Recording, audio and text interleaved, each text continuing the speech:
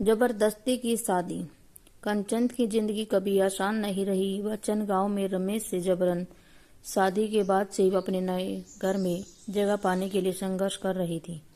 ससुराल वालों के साथ लगातार झगड़े बहस की वजह से उसे बार बार अपने माता पिता के घर वापस जाना पड़ता था। वह कभी भी उस गांव में नहीं रहना चाहती थी जहां उसका पति उसे पसंद नहीं करता था, लेकिन उसके माता पिता की जिद ने उसे वहीं रहने पर मजबूर कर दिया और जल्द ही कंचन ने पाया कि वह रमेश के बच्चे की मां बनने वाली है। जैसे जैसे परिवार बढ़ता गया और उनके बेटे और बेटी का आगमन हुआ, रमेश के प्रति कंचन का व्यवहार और भी खराब होता गया।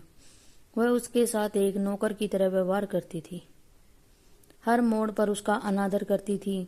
बच्चे बड़े हुए और उनकी शादी हो गई।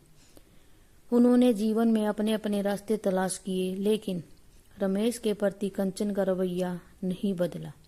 एक दुर्भाग्यपूर्ण दिन जब रमेश सुबह के काम के लिए खेतों में साइकिल चला रहा था तो एक कार ने उसे पीछे से टक्कर मार दी। टक्कर जानलेवा थी और रमेश की मौके पर ही मौत हो गई। उसकी मौत की खबर जंगल में आग की तरह फैल गई। जल्द ही पूरा गांव उसके जाने का शोक मनाने लगा, लेकिन अपने बच्चों नाती नातिनों की चीख पुकार के बीच कंचन अजीब तरह से शांत रही। घटनास्थल पर पहुंचे पुलिस अधिकारी को यह देखकर झटका लगा कि कंचन अपने पति की मौत पर इतनी भावुक नहीं थी।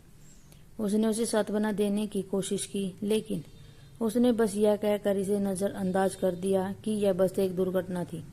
सच तो यह था कि रमेश के जाने से कंचन को राहत मिली। उसे अब उसकी मौजूदगी को बर्दाश्त नहीं करना था, न ही उसके आदेशों का पालन करना था। जब रमेश को दफनाया गया तो कंचन ने शोक मनाया, लेकिन उसका दिल इसमें नहीं था। वह जानती थी कि उसके बिना उसका जीवन आसान होगा, कि वह आखिरकार आजाद हो सकती है। और जब उसने अपने परिवार को उस आदमी के लिए रोते देखा जिससे वह कभी प्यार नहीं करती थी, तो उसे कठोर एहसास हुआ, शायद अंत में उसका चले जाना ही अच्छा था। इसलिए कंचन का दुखद अंत उसके पति के चले जाने से नहीं, बल्कि उसके पति की अनुपस्थिति में उसके दिल में भरे खालीपन से हुआ। उसने अपनी आजादी तो हासिल कर ली थी, लेकिन अपनी इंसानियत की कीमत पर।